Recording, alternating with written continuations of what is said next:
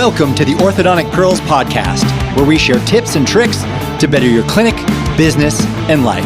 And now your hosts of the podcast, Drs. Chris Teeters, Brian Anderson, and Andy Starpadar.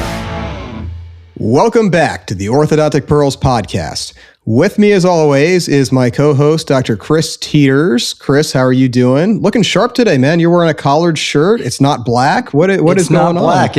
I either wear black or off black, and this is considered off black, I guess. But I still have black pants. I wore this to match with you today, and now what is? Are you going to church after this or something? What is? Oh man, this is Viore. This is what you turned me on to, is this brand, and it's quite soft and quite nice. It might rival the Noble. That is pretty much the only thing I wear. So thank you. Soft and nice. That was my nickname in college. No, just kidding. But very cool. Well, we're really excited today because, one thing, we're going to go see the Odyssey after this. So apparently this movie has got like 41 or 42 theaters in the entire world that can show it in Christopher Nolan's IMAX 70 millimeter format. And I kind of nerded out on this a little bit. So that 70 millimeter, it's a film-based format, which is not digital. So there is a difference between those two, apparently. Has to be shot with these IMAX cameras. He actually had to house them in this special thing he calls the blimp to soundproof it because it makes so much noise while you're filming. And it's like massive and loud and all that stuff. So they had to go through all this weird ways to film this movie. Anyway, it's like a big deal. There's one theater in Arizona that has that format, and it is completely sold out for even the 3 a.m. showings for as far out as they will book. So Chris and I are going to go see this in regular peasant digital IMAX, but I'm still pretty excited about that. I am too. You know, I think a lot of us read the Odyssey growing up, and I did some research as well. I found it is the number 2 book next to the Bible read in the world. I didn't know it was that big. You know, there's a big distance between the Bible and the Odyssey, but then there's also a big distance from the Odyssey and everything else. So it's kind of in a league of its own. And I'm excited. I think Christopher Nolan can do it justice. Clearly the ratings are like 98% or something. So it's going to be awesome. Y'all should go see it. Well, we're even more excited today because we have one of our more popular guests on the show. Shannon Patterson is here to give us an update on the state of the profession. Shannon, we did this show a few years ago, end of 2024, right before a major election. Things were kind of uncertain. Economy was not doing so hot, or at least that was the perception at the time. And one of our more popular episodes here. So we're really excited to have you back. How have you been since last we spoke? How's everything going at your business? How's life as a partner? It's good. Life is good. Business has been good. Chris officially sold Doug and I his portion. So he's doing his work back. He's going to be around for the rest of this year and all of next year. So some changes, but he's still around every day. But things have been busy. Been traveling a lot, but things are good. That's awesome. So, man, that is the end of an era there with Chris Benson retiring. So what is the name going to be now? Are you going to keep him on the letterhead for a little bit longer, or? Yes. Kyle did a great job of rebranding us. I think it was 2 years ago now. So we're going to keep it Benson Koppel Patterson for a while, and we'll see what happens. He's still going to be around, like I said, for probably another 2 years, and I'm sure he'll help on an as needed basis after that. So yes, we still awesome. Want his name up there for sure. Brand recognition, right? Yeah, love that. I mean, I think that's smart. Some of the best transitions in ortho practices have done the same thing. Absolutely. So I think that's key. Well, congratulations. You've been a partner for, I think, 2 years now, roughly? Well, no, 8 years. 8 years. 8 years? So, yes, my bad. Yes. I apologize for that. No worries. We didn't change the name until a couple of years ago. So that was on us. That's what it was. That's what it was. It was the name changed about 2 years ago. That's right. That's right. Well, very cool. Well, I'd love to dive right into this. This is going to be kind of just a straight shooting episode.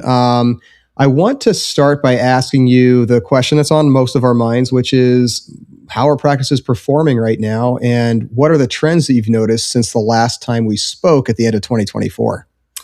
Yeah, I didn't realize it had been that long. So it was interesting. In 2024, we were that was the second year that starts were down. And we had seen that happen before. So we were projecting that in 2025, things would be better. obviously, production went up, but starts were still down. And so that was the first time in history that starts were actually down 3 years in a row, but production was up. So people tend to look at production and not starts. And so it was a little bit deceiving. And then we really thought, golly, the end of last year, we were like, look, the economy's getting better. Things are looking good. 2026, we are going to bust out of this, and 2026 is going to be a phenomenal year. And we did a mid-year review at the end of June. So can't do it through July because it's not quite the end of the month. But we did it through the end of June, and there are some patterns and some trends going on this year that we have seen some repeat from before, and we're seeing definitely some practices that are making adjustments. But I think, when we look at the same window, January to June of 25 to 26, we have a few less clinical work days. So, you always have to look at your clinical days worked, right? You can't just look month to month because, like February of 25, we had, I think, 2 extra clinical days versus February 26. So year to date, 113 days. Production is up slightly at 2.4%. Collections is up. Contracts receivable is up. Delinquencies are slightly down. It really looks like on paper that it's been a financially disciplined first half of the year, but discounts are up 4% over last year and 13% over 2024, while case fees are only up 1.5%. So a lot of that production is being bought with discounting, not with pricing power. And when discounts climb faster than fees, you're holding volume by giving margin away. And that's a number that I think practice owners really need to pay attention to. Can I ask you how that's calculated exactly? So you said that discounts are up 4% over 2025, 13% over 2024, but case fees are up about 1.5%. Correct. Is that the net case fee? So after the discount, we're still up 1.5%? Yes. So I did net case fee. So basically fees are rising, but we're discounting back, so they're not rising as much as we think they are.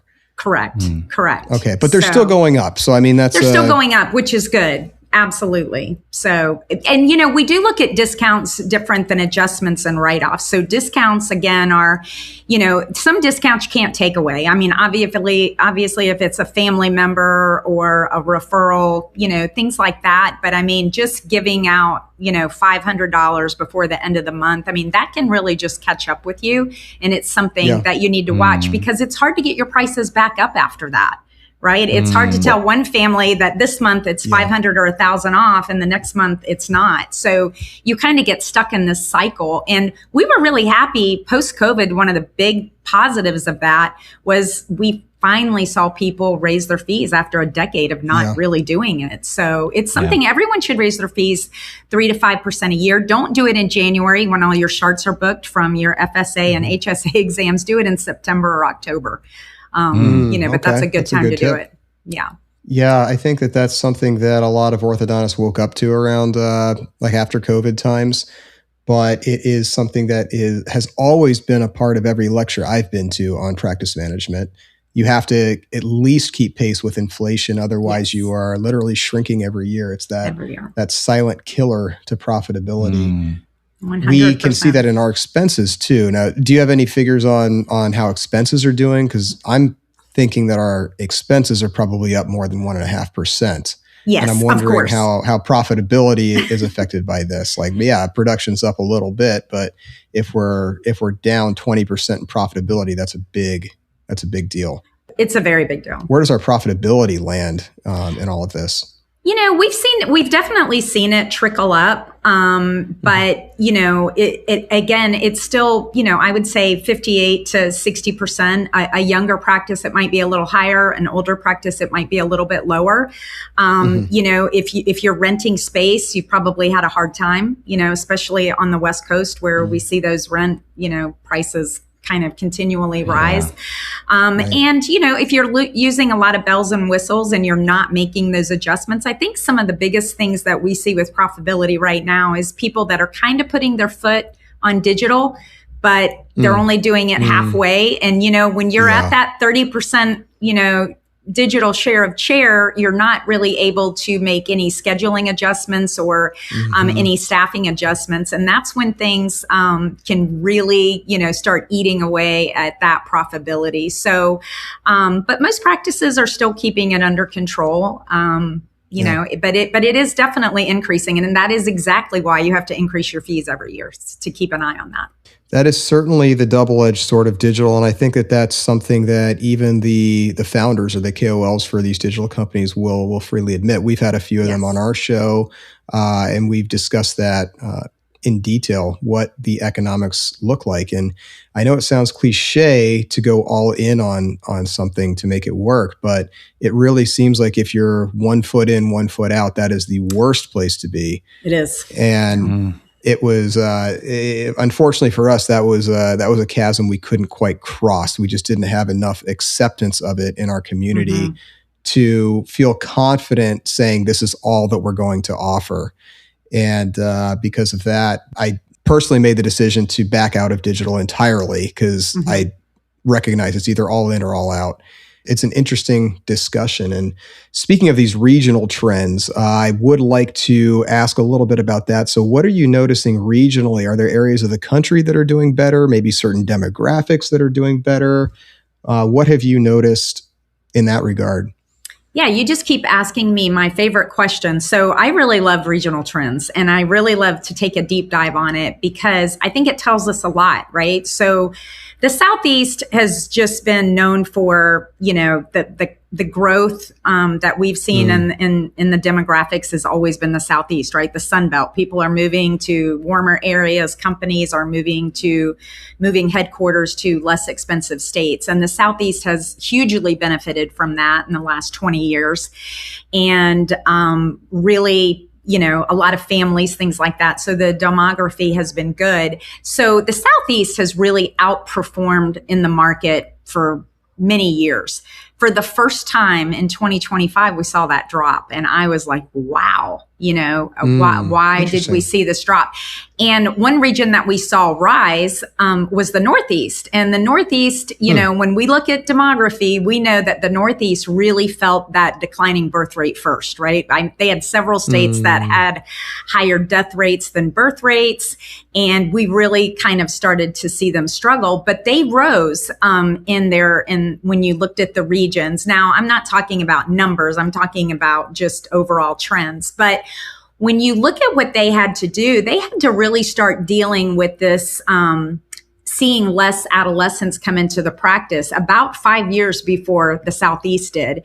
And they really made those adjustments. They started doing more marketing to adults and making some of those adjustments to treat a broader array of patients versus just, the average 10, 11-year-old.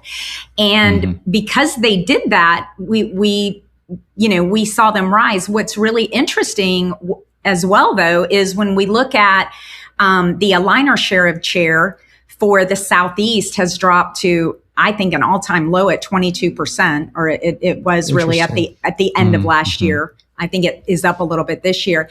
But the Northeast, their share of chair is 32% for aligners. But their adult conversion is closer to 70%, where the Southeast, the share of chair has fallen and the adult conversion is eroding, and it's like 54%. So when you look at that metric, it makes me wonder, one, are you just not marketing and getting more adults in? Or two, are the adults coming in not having the option of aligners? If you can do that. I also understand, market saturation. You might be getting hard cases that you can't treat for aligners, but the data kind of paints an interesting picture. The West Coast, very similar. When you look at big states like California, they've really had to adapt and, treat more adult patients. But a lot of practices, and, I'm looking at websites every day, visiting a practice a week. A lot of practices, you go to the website and there's still not an opportunity to find that you treat children and adults quickly, that it's right there. So I know people that are pedo ortho models don't necessarily have that, but it's just been a really interesting trend that we saw. Yeah, that is fascinating. So you're seeing reverse trends in terms of aligners and, of course, in the Northeast versus the Southeast. And of course, correlation does not equal causation, but Right. I wonder what the role of the general dentist population or the pediatric dentist population is here. Another hypothesis I might have is that maybe in a more struggling economy, you see more general dentists capturing the adult population and doing more of that Invisalign, so they're not making it to the orthodontist offices. So I'm not sure that there's a way to really sift that out, but it's an interesting thought. It is. Absolutely. And I actually, I'm going to talk about that a little bit later, but that's very interesting. Yes, I think that we all know that GPs are doing more and more ortho, but they're doing the easy cases. I also think, when you go, most GPs that are doing aligners are doing some kind of remote monitoring, right? They're doing some kind of virtual care, I should say, not remote monitoring. They're doing some kind of a virtual care. And so I think sometimes too, you have to look around what your GPs are doing in your area, right? So if every single one of them is doing some kind of virtual care option and you're not, it does make it kind of significant when you've got an adult coming to a specialist, because we know, well, they're educated. They know they should see a specialist for this.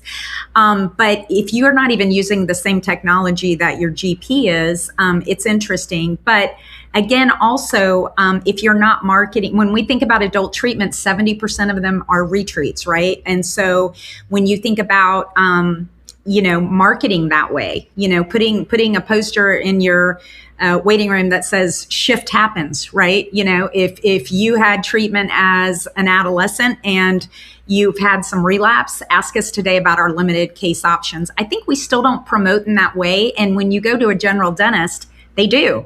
They acknowledge that, hey, you've had treatment, but you've had some shift. They also market aligned teeth as wellness. They don't market it as, an aesthetic procedure. They tell you why having aligned teeth is better for your oral hygiene. And I just don't think we've adapted to that.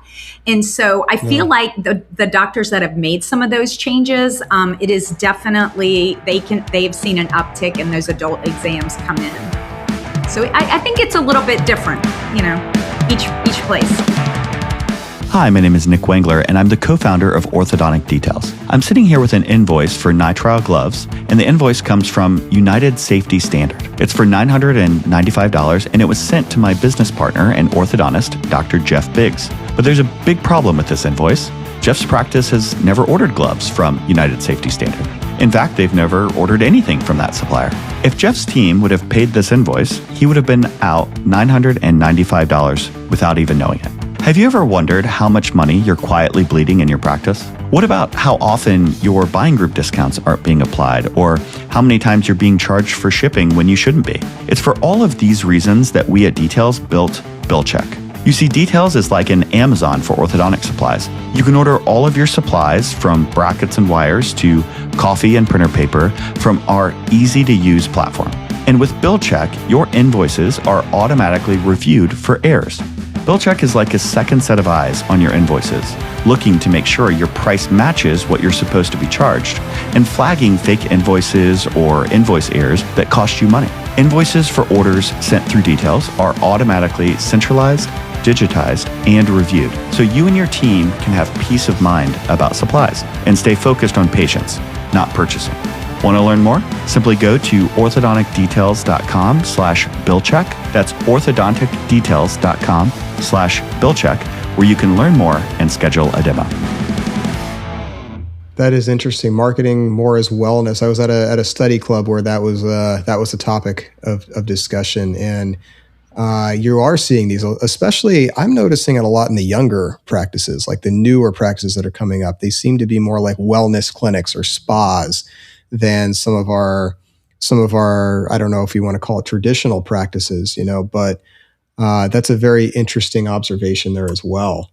Yeah, one interesting quick stat that I think when people look at cutting back on discretionary spending, 84% will not cut back on wellness. So when you look at the discretionary spending bucket, and that's where we fall, unfortunately, right? You're not going to die if you don't have treatment. So it's wellness. But when you think about just the wellness industry. I mean, the supplements, all the different things that are out there. Both of you are married, I mean, the red light mask, everything. I mean, there's just a category of spending that you're going to put into that, and all that stuff, can fade. The one thing that doesn't fade is your smile for a lifetime, right? This is something that you are going to have forever. So I really do think there's some opportunity there to change some marketing and, just see if it makes a difference. I mentioned that in my consult. I think that that's a great pearl for everyone, Shannon. And thanks for mentioning that. Is that, usually at the end when I'm going over the responsibilities for the kids, I say, teeth are the only part of your body that don't change in size or shape from now until forever. Is the only part that's like that. So this can be a one and done for you if you wear that retainer. And so parents kind of light up. They look at the expense, but then they think, hey, I only have to do this once if my kid's going to be responsible. And then, and like you said, with wellness, some of the number one selling things on Amazon are those sleep buds that turn out the noise so you can, get some rest. And you see all the, like you said, red light, all these things. And some are snake oil, some are not. But there's a downtrend in alcohol consumption. There's a huge uptick in gym memberships and protein and supplements. It's just clouding all the Costco aisles. So people are into wellness. And I never thought to market it that way. That makes a lot of sense. And thank you for sharing that. Absolutely. Chris, could you name some body parts that do change in size and shape? Well, everything but teeth. Everything but teeth. So let's talk a little bit about the generations here as well. I want to ask you your thoughts on both career stage and generational differences. It's no secret that in our economy, there is this idea that the boomer generations are doing better than any generation in history, while some of the younger generations are struggling a lot more. We see this in the housing market. We see this in the job market, in the debt crisis, if you call it that. And then right in the middle, you have us millennials who started out really rough, but the data is showing that we've caught up in a really big way over the last few years. So do you notice any differences in success rate or lifestyle between the generations as it pertains to orthodontics or practice? What are your thoughts on that? Sure. I think that's a great question. So boomers, absolutely. They're in their prime, right?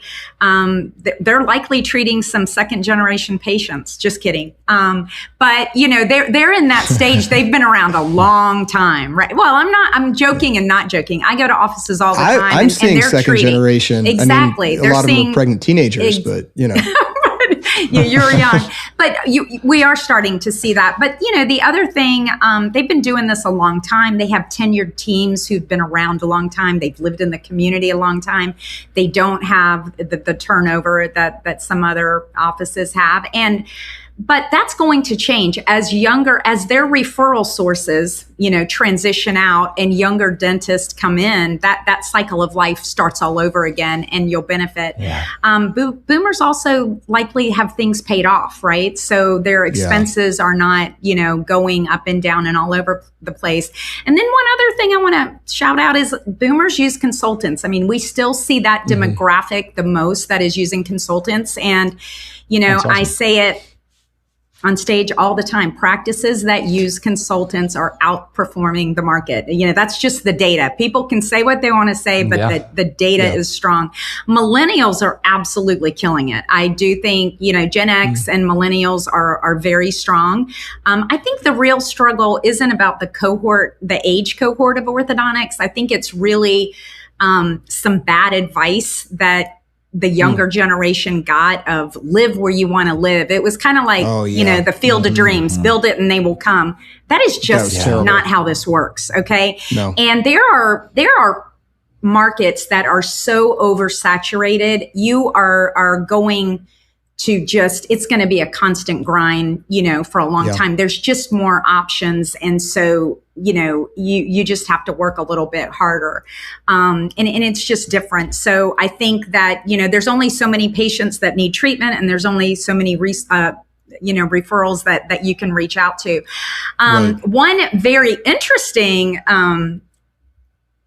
situation about the generations is Gen Z joined us last year. So for the first time last year in 2025, we started graduating Gen Z. So they are 29 this year.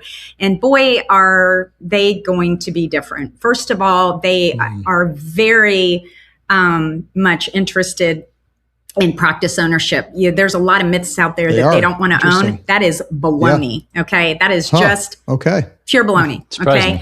They are 60% female in our industry. So, I'm going to try to be industry specific. So they very much are looking for ownership opportunities that preserve work-life balance. Okay. And to me, that falls into two categories: partnerships.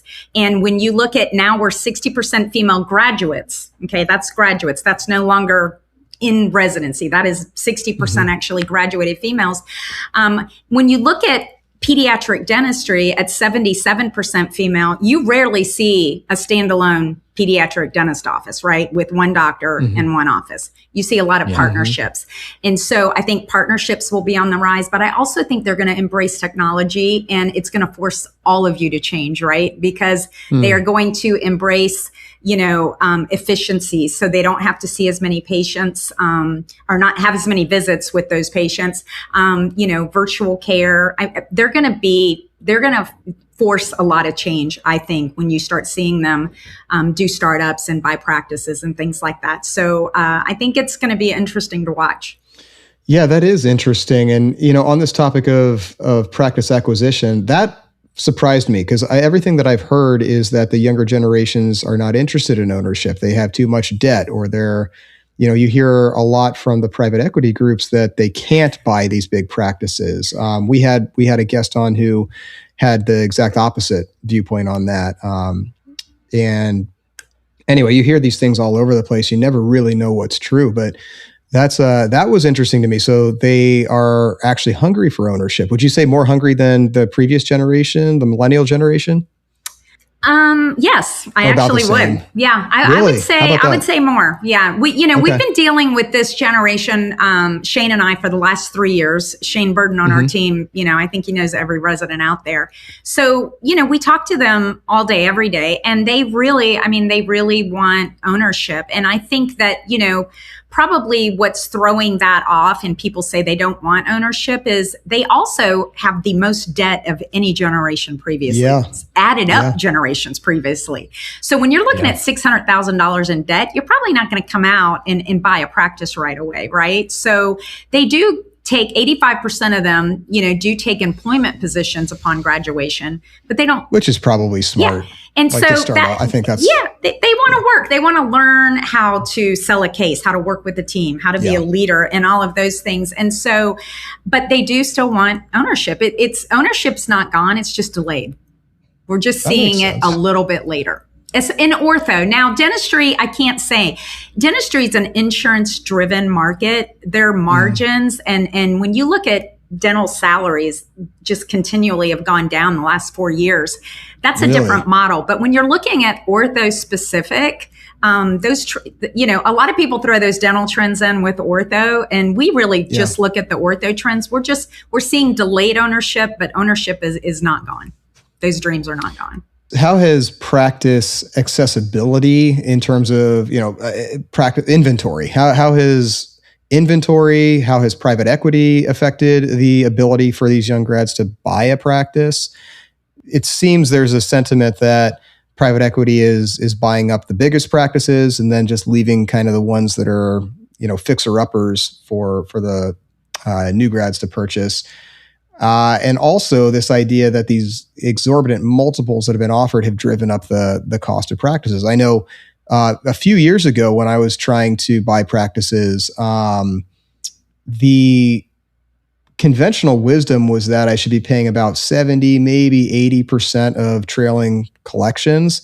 And I couldn't find even a fixer-upper practice in my area that was less than 100% of trailing collections.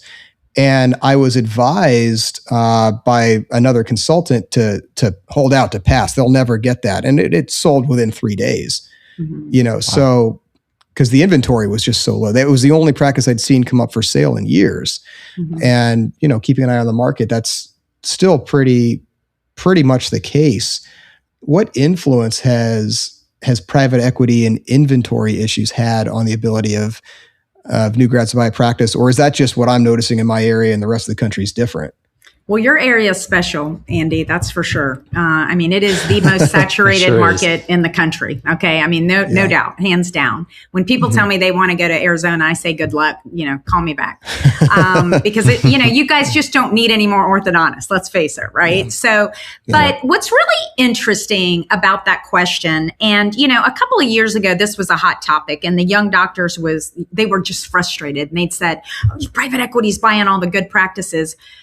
I don't know many people that went out and bought a $3 or $4 million practice. I know a lot of people, and you guys probably included, or a lot of listeners included, that went out and bought $1 million practice or a little less, and they grew it into a $3 million practice. So there is still plenty of opportunity to buy $1 million practice. And, yes, do you need to probably do make some changes? Yes, but you're buying a revenue stream, and typically, 50% of what you produced last year, you're going to collect. So $1 million practice, you buy it for $850,000, you probably got $500,000 in contracts receivable. If you do the work, you're going to collect the money, and you build. You're young. You're going to do things that boomer didn't do. You're going to go out and start having lunches. You're going to get out and be involved in the community.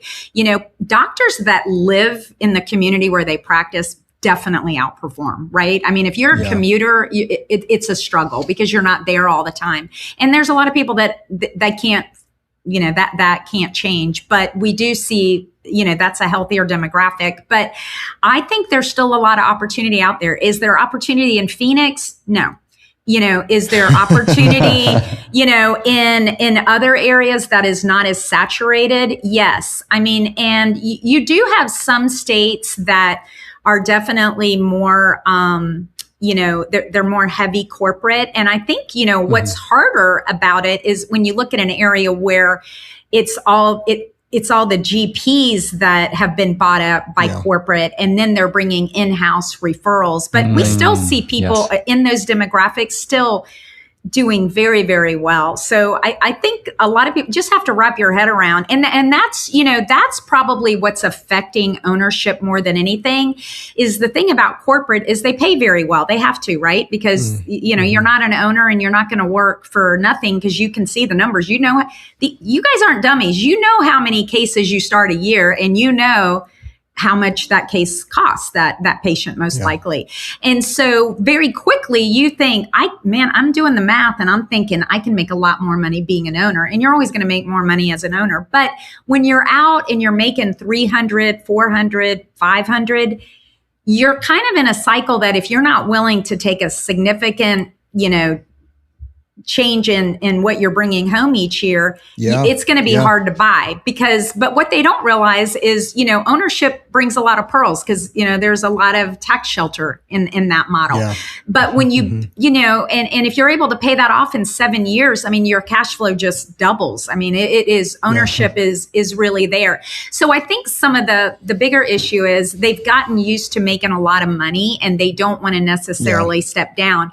The days of, 5 years ago, 3 years ago, even, corporations didn't mind if you owned a practice and you supplemented your income by working here a day or there, 4 days a month. Now they're like, we want an exclusivity. We want you to do only here. So now you're not able to supplement that income. So if you save your money, and the rule is kind of 77% liquidity of the purchase price. If you save some money, which is very doable when you're making that much money, the opportunity is there.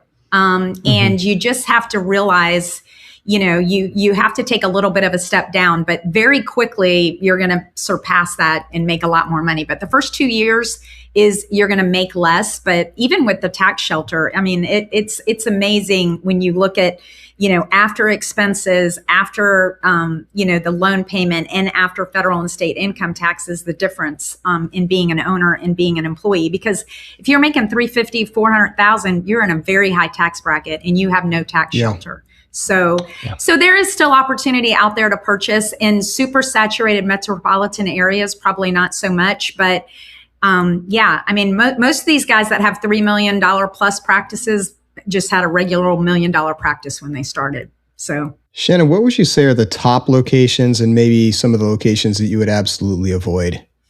oh gosh, you're asking, I'm going to get in trouble answering that. Obviously, I think metropolitan areas are saturated, right? And that's an easy purchase for private equity because they know these young doctors want to live in metropolitan areas. Exactly. We got 60% female and about 80% of these residents aren't married. So, they want to be around younger adults. They want to be in an area that they have opportunity to socialize and be around the same age cohort. And when you go to a rural market, a lot of times you miss that. So, I would say metropolitan areas are probably more saturated, and it's something you should really look at. But if you look, even an hour outside of a big metropolitan area, there can be a big difference. And, just kind of follow the trends. I mean, people are going further and further outside of cities for affordability of housing. And you just have to follow those trends. Where's affordable housing being built? Because that's still the American dream, right? And and the good news, a weird cohort for you guys is, 5 years ago, only about 52% of families with children own their home. Now 66% of families with children own their homes. So that is a great statistic for you guys because that's a fixed expense and for that family. And so they typically have more discretionary income. That's so out of sync with what I see online because all you hear about is how people aren't buying houses anymore. And they become so disillusioned that they're, what was the term for it? It's like doom spending or something like that. So you're basically spending on experiences what you would have been saving towards a mortgage or, paying down a mortgage or investing. And this is why you just can't believe what you read online.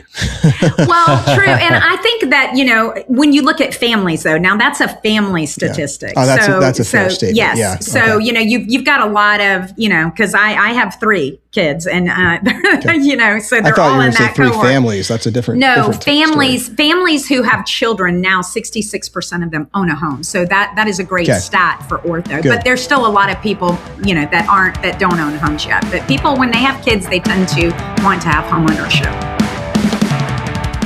Hey, it's Nick Wengler from Orthodontic Details here, and this month something happened that we'd love to celebrate here. We hit 300 practices. That's over 600 offices using Details to get peace of mind about supplies, and I'd like to thank each of them here by name, but because that's not possible in the time that I have, I'll thank just 4. The first, practice number 1, after our co-founder, Dr. Jeff Biggs, of course, was Dr. Doug Depew in Georgia. You were practice number 1. You trusted us when we were just a couple of people in a spreadsheet. So thank you for believing in us over all of these years. Practice 100 was Dr. Ryan Minga in Ohio. Practice 200 was Dr. Anil Adikula in Colorado. And now, as of last week, Dr. Nina Stevens in California was practice number 300. Thank you all and all of our customers for believing in Details and helping make Details better.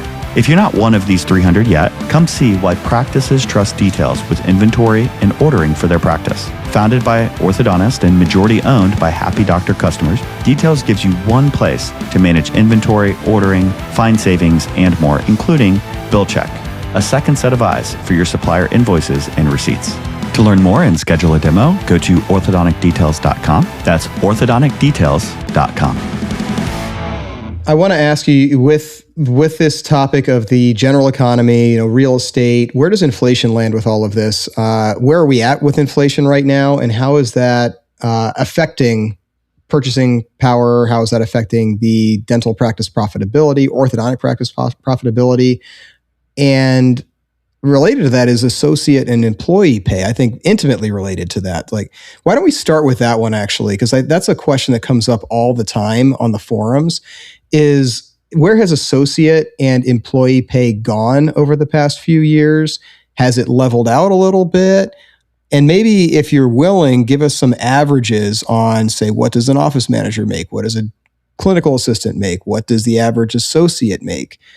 Do you have information on that?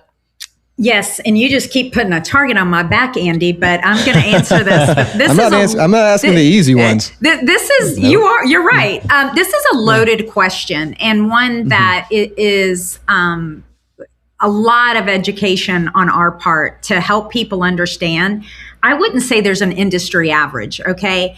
Pay is, it's kind of like any business ownership, pay is really dependent on the practice size. Okay.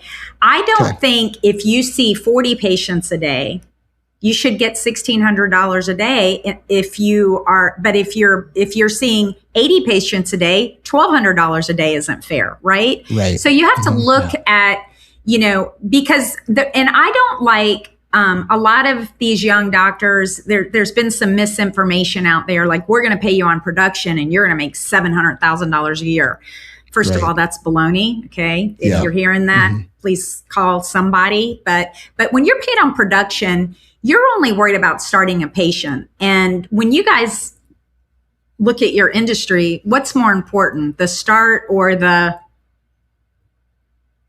finish, right? You're about finishing cases. And so if you're only being compensated to do a start, I don't necessarily think you're providing the best care, right? So if I come into your office and you have 60 patients on the schedule that day, I should be paid to see those 60 patients. I should also be paid for the new patients that come in and start. And either you can do that as an overall practice or you can do it per doctor. That's hard on an associate, but a lot of times it gives the owner the opportunity to grow the practice, so they share that. So it's kind of a hybrid approach. And so what I tell these young doctors or doctors hiring is, if you've got a really busy clinic, then the daily rate's going to go up. If you have a smaller clinic, then the daily rate might not be as high, but the production incentive might be a little bit higher. So we have seen a shift from salaried employees to back to a little bit of a daily rate with, some kind of production incentive, but not just production, but encompassing the, running an efficient clinic, right? So, you kind of have to, and corporations really kind of lost the war on this, is because they would put associates somewhere and let 30 patients on the schedule be there, and they were still running that, full force. Where if you're private practice, you look at that a little closely and you say, you know what, we're going to start with half days, and then you're going to have a 2-hour lunch and come over here to this office in the afternoon. But compensation's really based on the practice. And so obviously if it's a startup, you're going to be upside down. But associate pay, I would say a daily rate is anywhere from $1,200 to $1,600. A lot of experience, it can go up, $1,800, $2,000 or higher.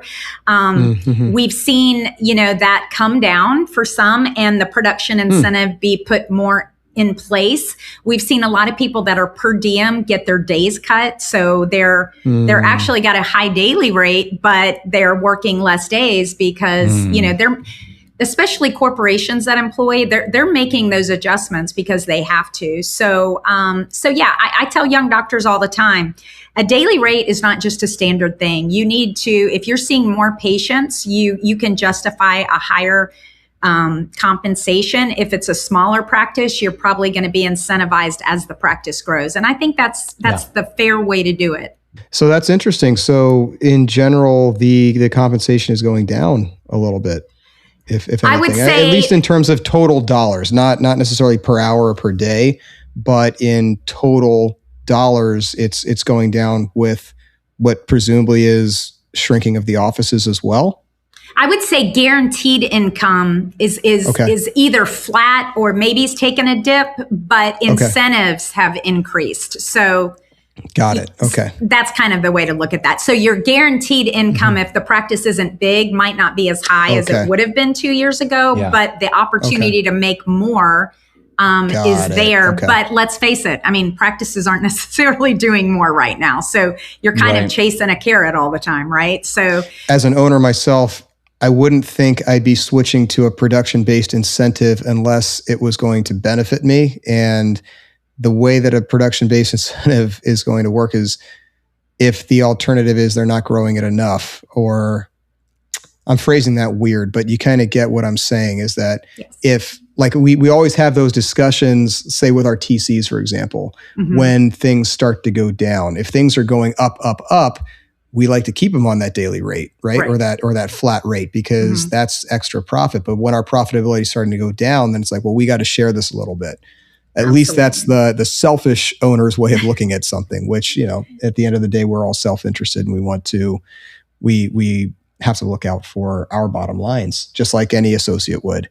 So corporate really changed that. But now they're making those changes again. So we're just seeing that shift back to less guaranteed income, not as much guaranteed income, but some kind of incentive for growth is there. And they have to pay that way because they're not owners anymore, right? So, but we're seeing some private practices adopt that. So how can the new grad, let's say, contribute to the practice growth? Like from what I've seen, and even from being an associate going to an owner, there's definitely a shift in motivation, right? Like, so are you seeing many of these associates actually going out and meeting the dentist, taking them out to lunch as if they were an owner to help grow it? Because otherwise it seems like the production really only comes down to conversion, maybe likability, but they're not necessarily bringing new patients in the door, right?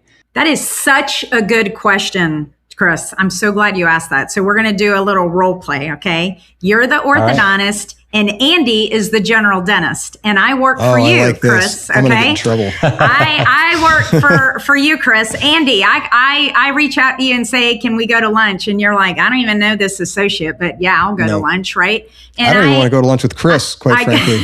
I go to lunch with you and I say, hey, Andy, I'm working over there with, Dr. Teeters, and I would really love for you to send me some patients.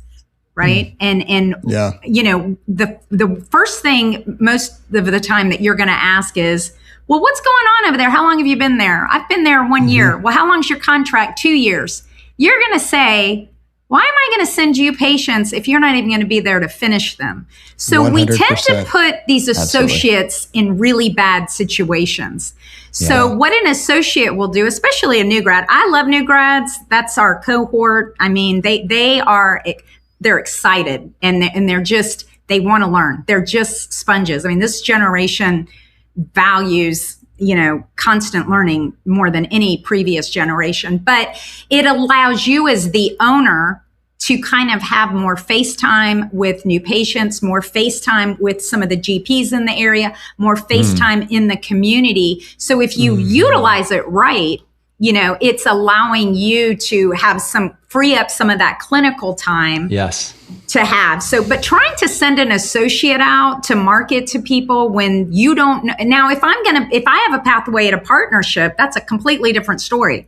Yeah, Dr. Andy, I'm staying, I'm going to be able to buy in next year and things are great. But in general, I mean, when you think about a general dentist referring, I mean, they still, and the best way to do it is if you want your associate to get known is Chris and I are going to take you to lunch, Andy, instead of him sending me to do it by myself. That's the best way to do it, is do it with them, be there.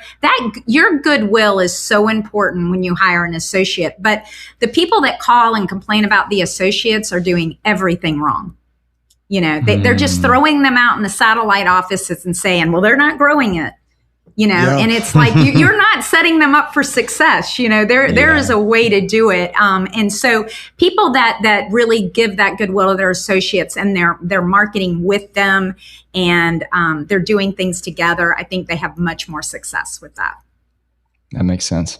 Some other pearls that I kind of want to talk about too, is you mentioned there's a wide spread in terms of practices that are declining and practices that are actually having quite a good growth. And that seems to be kind of all throughout, maybe concentrated in certain demographics. But what pearls do you have? Do you notice a common trend amongst those practices that are growing, that they're doing something different, whether that's with marketing or with their leadership? What are you seeing in these practices as a common thread that someone looking to grow in this tough environment could embrace? That's a great question. So I always love, Gage has shown us so much through the years, and we're always appreciative to them and Ortho5 for the data. But I think where the pressure point, for right now, snapshot of July 2026, the pressure point is really the new patient ads, right? So the calls are down, right? My phone's not ringing as much. And so making sure that you're watching those metrics of new patient ads, that they're actually converting into an exam. And so, and then, the ads to exam conversion is at 77%. So That to me is pretty staggering. I mean, 23% of the patients being added aren't even showing up. So 1 in 4 new patient exams are not showing up. Well, that's a different stat. That's your calls to ads. The other stat that is staggering is, I think new patient exam no-show rates are at 71%. So 1 in 4 patients is not showing up. So you've got to have some protocols to maybe work on that. But the other staggering piece is right now, 44% of patients are starting out of the pending bucket. So if your TC does not have good protocols and you're not, re-engaging and following up with those patients, your starts are hurting because starts from exam are down. Same day starts are up 6%. Practices that are doing that are capturing that market. One thing that I notice all the time when I'm in practices is, the TC will come out excited and say, everything's good. And the doctor says, okay, well, can we start today? No, I didn't get their insurance verified. That's a huge fail as a practice owner. Okay. Yeah. And if you're not, there are so many tools out there and systems to use that if you can't do it in-house, but that absolutely should not happen because we know that consumers are going to families are going to 3 practices before they choose. And that no-show might be the person went to a practice that had all their ducks in a row and started the patient that day. So the ability to do same day starts is really big. TCs that have strong protocols,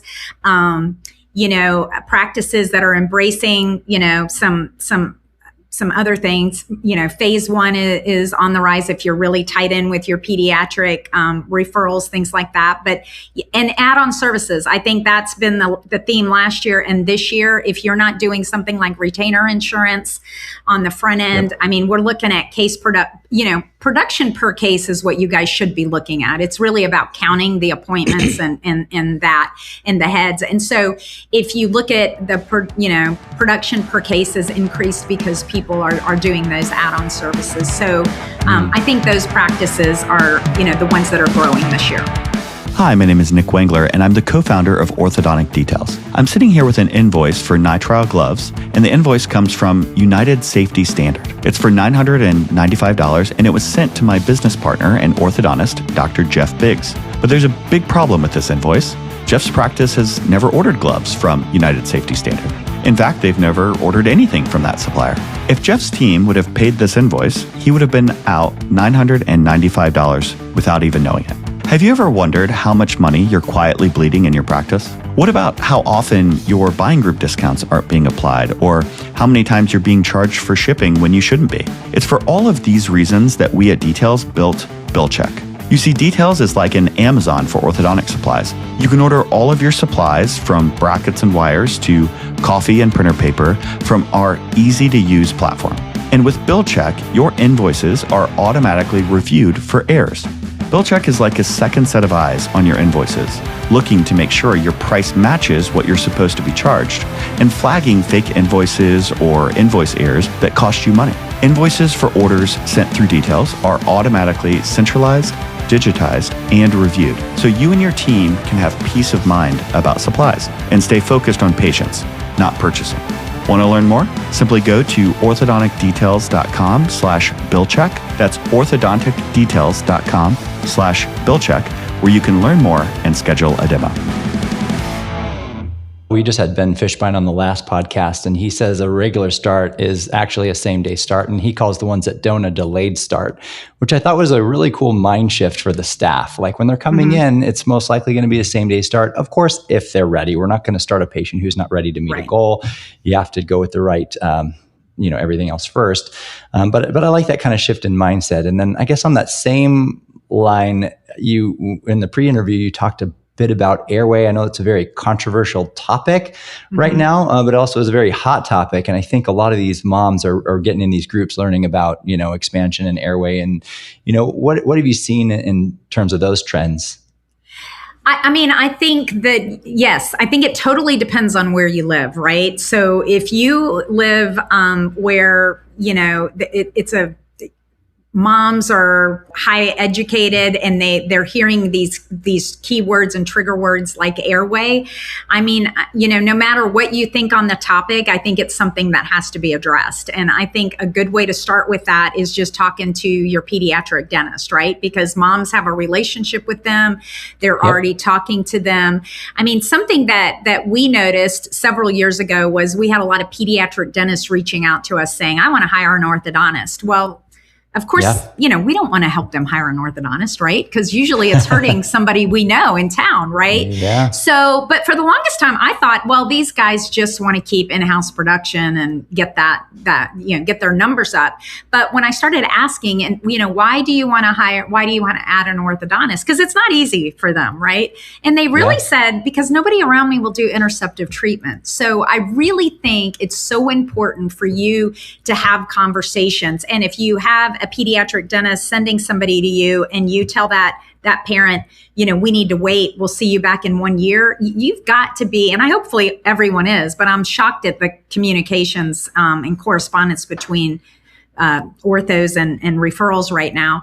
You've got to let that dentist know, like, hey, my recommendation was to wait. Let me know if you hear anything different, or if there are any concerns, because I think, they're the ones who hear it. That parent's not going to get upset with you, but they might say something to the pediatric dentist. And then especially if you really do start at 7 and you're monitoring, the importance of explaining that to the patient, but also telling, the pediatric dentist, like mom said, yeah, I'm hearing, I've had people say they've come to you 2 or 3 times and you keep telling them to wait. If you're not hearing that and getting that information, you can't make those adjustments. But yes, airway is a hot topic. And I think it's something, if you're working, with a lot of young kids, it's something you need to ask or know that it could come up in the conversation. Again, a great way to know about that is just asking the pediatric dentist in your area, are you hearing a lot about this? What are you talking about with parents, so that you can make that shift in your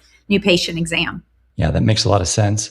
Lastly, I was going to ask you in terms of like breakdown. I know you're deeply involved with transitions. You guys are known for transitions, and that's wonderful. What are you seeing between like DSO, OSO sales, private practice partnerships, private practice sales? What's usually the most financially rewarding? Let's say you're a new grad, you're like, hey, I want to go, this way. Another loaded question. Sorry, Shannon. I know. You guys are just hitting me up. Obviously, we're known for controversy. So obviously a new grad, practice ownership, right? It is the fastest pathway to wealth. But they're not coming out of school and buying it. I think that the corporate model has, there's been a slowdown on, practice affiliations. They have a lot higher, IQ on what kind of practices they want to buy, and their due diligence has gotten a lot more stringent. And so, what they're looking for has changed a little bit. I think partnerships are on the rise. They're going to continue to be on the rise. I think practice transitions, I think that this is the worst job market I've seen in doing this for 16 years. It's the worst. There are not very many jobs out there. And that was kind of a perfect storm of why that happened. But the people that have been working for a couple of years, there's a lot of insecurity there. And so when you've got an unstable job market, I think that they start looking at practice ownership. So I think that there's been a little bit of an uptick. It's still harder in rural markets for doctors, but I think that you've got it now. Your biggest pool of buyers right now is millennials who have been employed, and they're looking for that security. They just, some of them have really tight parameters on what they'll do. And so it's challenging. But yes, I think all those markets are good, but I do think there's been a slowdown in the corporate affiliations. And then on the flip side, let's say it's a practice like Andy and mine, we're 12 to 14, 15 years out, and we're looking to take our practice to the next level. What do you have, 3 takeaway pearls, whether that's from, working with consultants, or what the doctor should be doing once their practice is kind of on autopilot a little bit, but you're at a kind of a stagnant, in Phoenix, and over average has gone down a little bit. So, people in those areas looking to kind of get to that next level of growth. Do you have any advice there? Right now, I think what we call add-on acquisitions is really kind of a big cohort for growth, especially when you live in an area that has a lot of traffic, right? There's only so many miles a mom is going to drive to get to an orthodontic office. And so if you're really in a demographic that's landlocked, the opportunity to buy something else in a different demographic, and sometimes that's 5 miles away in a big city, sometimes it's 15 miles away in a more suburban area, being able to buy something and add on to your production allows you to maybe bring in another doctor and create that partnership pathway. Also, when you do an add-on acquisition, you're taking out a potential new competitor coming in that's super young and hungry and being 30 years old and starting up against you versus buying it and maybe bringing someone in. I think practices that are growing are definitely the shift back to looking for a partner. I mean, that is just somebody who wants to be employed and somebody who wants a pathway to ownership. Those are very distinctive mindsets, and they're very different pools of candidates. And so when people call me and they say, oh, I want to hire an associate that won't leave. And I say, so you want a partner? And they get mad at me. And I'm like, associates, associates leave. People that have an opportunity to potentially buy in, I think they do grow because they know, like, okay, this practice has to grow for me to be able to buy in. So I think that, I think that makes a difference. But I would say that, and definitely working with consultants, practices that are looking at that. But another big thing is, I think, demographics change, right? And the declining birth rate, people will say, well, I'm not seeing that yet. Well, I promise every listener on here, except in the state of Utah, is going to see that in the next they have the highest live birth rate in the nation. So, but every other geographical region is going to really start feeling this in the next few years to come.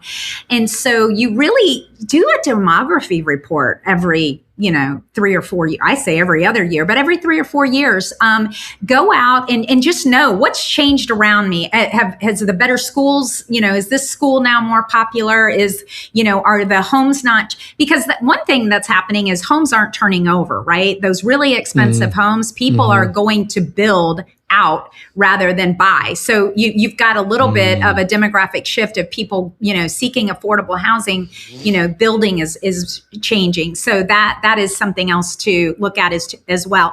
And then TCs. I don't think if you're not upskilling and reskilling your TC at minimum every other year, you're missing the boat because the word track changes. What do you need to be saying to a mom? I mean, I think leading with, what are you comfortable with as a monthly payment? I mean, so many people still don't use that in their consult. And that's what parents, are worried about right now. It's not about the $6,000 case fee. It's about, can I afford one more monthly expense and what is it going to be? Yeah. So affordability, people that are making it affordable, not discounting their fees, are actually, they're growing. That's awesome. So affordability means, that's not exactly new advice at this point, but it's something that everyone needs to understand, is that it's the monthly payment more than the total fee, and also how you present that, presenting it as a monthly payment.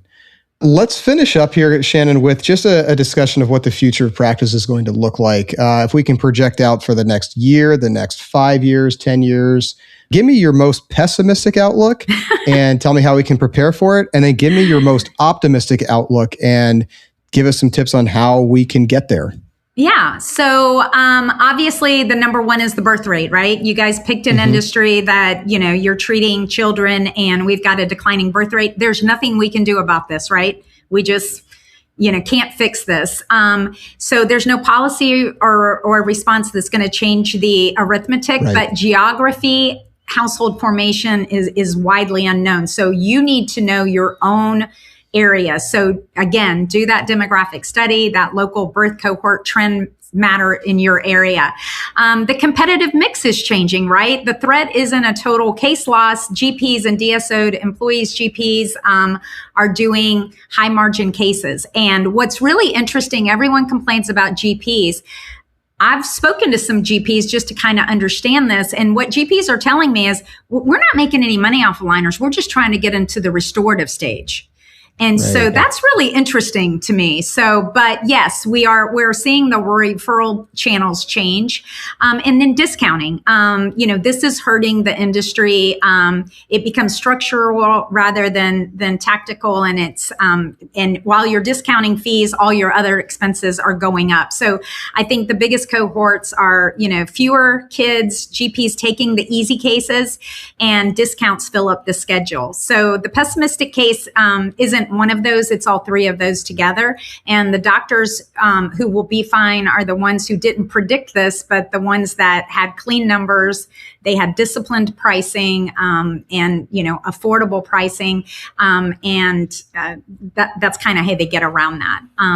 And then you ask for the most optimistic look. I'm going to kind of take what I just said and flip it. Okay. So demographic, right? So the optimistic case on this is orthodontics is really a penetration business. It's not a population business, right?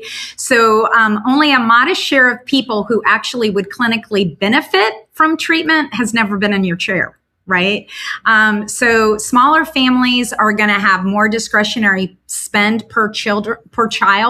And the adult, mindset is again about wellness, but it's a very much untapped market. And the clinical scope and competition, again, you're going to start hearing more keywords. And don't get mad at the messenger, but you're going to hear things about airway, sleep, TMD, interdisciplinary care. Is going to move the specialty from elective aesthetics towards medically necessary. That's a different demand curve, less discretionary, less recession sensitive, but also different on reimbursement path. But the GP channel can really be read optimistically. It can expand your funnel if you use it right. Patients who've never walked into ortho now get screened in the GP office. They get moved maybe to your funnel. The specialist becomes more of an endpoint, and co-management relationships can be built deliberately rather than resenting that GP. So if GPs are in your area doing ortho, you've just got to talk to them about it. Like, look, I know you're doing the easier cases.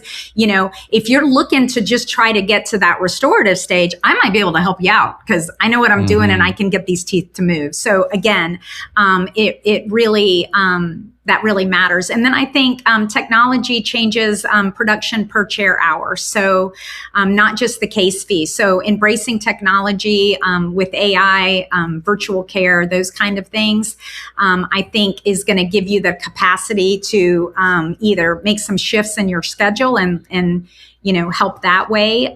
Or if you're super busy, it can help you get more people in the door. So both of the above kind of take a hit, but I would say that, the pessimistic case assumes the market is fixed and we're fighting over a shrinking piece of it. The optimistic case is the market was never fixed. Most of the people who need care have never come to your office. And the difference between these two outcomes is whether the profession spends the next decade defending their share of the market or expanding their category. So I think that the people that do are probably going to win. Excellent advice. Well, thank you so much, Shannon. I think this has been a fire hose as always. I feel like I learned a ton. I feel both better and uneasy at the same time, which I think is kind of the point. So, but a little bit of discomfort is good because it motivates you to improve and to get better there. So thanks for being so generous with your information. I know these weren't the easy questions. I'm sure you'll be getting some heat from some of your clients on both sides of these of these topics. But I think that honesty is always the best policy, and I love that we can do that on the show. So thank you for being a part of that once again. And this has truly been a pleasure. Awesome. Thank you guys. So, Of course. We'd love to have you back on again, maybe next year sometime, and we can touch base again. Sounds good. So, Chris and I, we got to get to this showing of the Odyssey because I heard this one starts right on time. So, I'll meet you over there, Chris, in just a little bit. And as always, if anyone out there is a vendor in the space looking for a sponsorship opportunity, there's no better way to get in front of almost 10,000 orthodontists worldwide. Chris, we got to get that number up. I'm sick of saying it like that. We got to cross 10,000, man. Let's do it. But we have opportunities for the podcast, for the Facebook forum, and of course for the annual MOPC meeting. This year is going to be in Scottsdale, November, was it 7th, Chris? 6-7, yep. 6 again. You just had to do it. All right. November 6-7. Oh, here at the Talking Stick Arena. That's going to be a good one. That's always a very fun meeting here in our hometown. So thanks again for tuning in. If you like this, give us a 5-star review. You're welcome to reach out to us with any questions. Shannon, how can they get in touch with you if they're interested in hearing about your consulting? You also list practices for sale, also associate positions. I mean, you have a huge resource at your hands. How can they get in touch if they're looking for a job, looking for a practice transition, or just want some more information? Absolutely. Go to our website, Benson Koppel Patterson and Associates. That's bcp-advisors.com. And yes, anything with the business of ortho, if we don't have the answers, we can point you in the right direction. I love it. I know I've loved our conversations over the years. You've definitely talked me off some ledges in my time. So appreciate everything you've done. All right, guys. Well, that'll do it for this one. And we look forward to seeing you on the next one. Hey, it's Nick Wengler from Orthodontic Details here, and this month something happened that we'd love to celebrate here. We hit 300 practices. That's over 600 offices using Details to get peace of mind about supplies, and I'd like to thank each of them here by name, but because that's not possible in the time that I have, I'll thank just 4.